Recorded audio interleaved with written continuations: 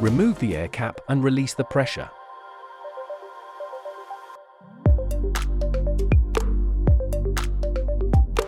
Covering the valve to prevent oil from spilling. Use a 4mm Allen key to loosen the air side and lock out cartridge lower screws. After removing the screws, insert them again 2 to 3 turns. Use a 4mm Allen key to loosen the air side and lock out cartridge lower screws.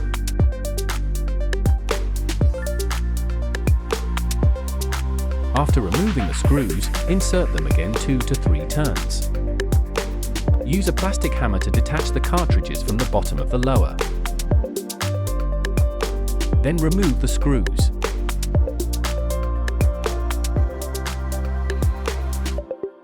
This way, the lower can be removed. Take the bumper and spacer off the air cartridge compression rod. Use a Phillips 1.0 screwdriver to remove the lockout knob.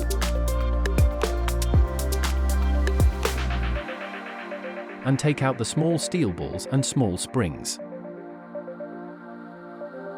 Use a 24mm flat ground socket to remove the lockout cartridge.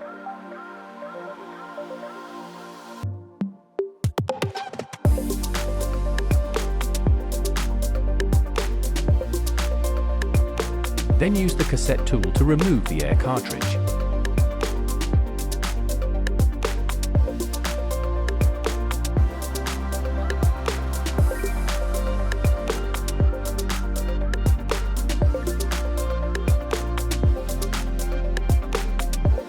Use a clean lint-free rag to clean the inside of both stanchions.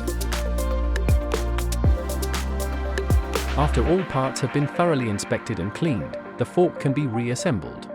Apply genuine suspension fork grease to the upper and lower bushing positions inside the lower. Add lubricating oil to the foam rings. Assemble the lower onto the stanchions.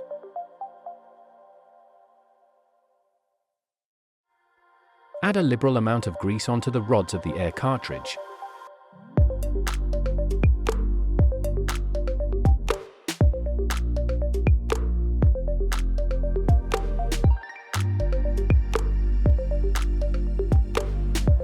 Then use the cassette tool to assemble the air cartridge, tightening torque 10 to 13 Newton meters. Then add a liberal amount of grease to the rod of the lockout cartridge.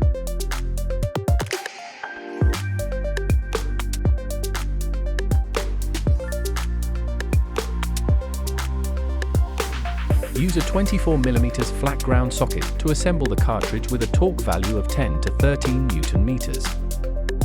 Apply a small amount of Loctite 243 thread locker to the threads of the lower screws.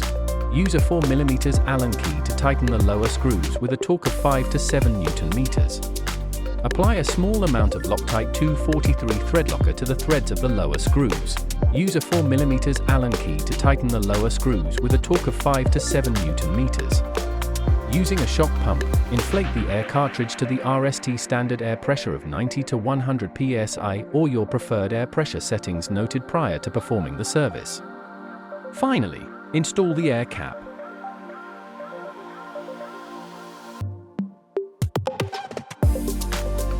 Install the small steel balls and small springs.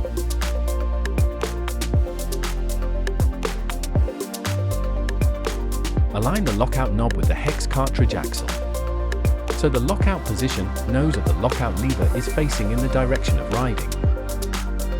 Then apply a tiny amount of Loctite 243 thread locker to the knob screw and tighten it to 0.5 Newton meters of torque.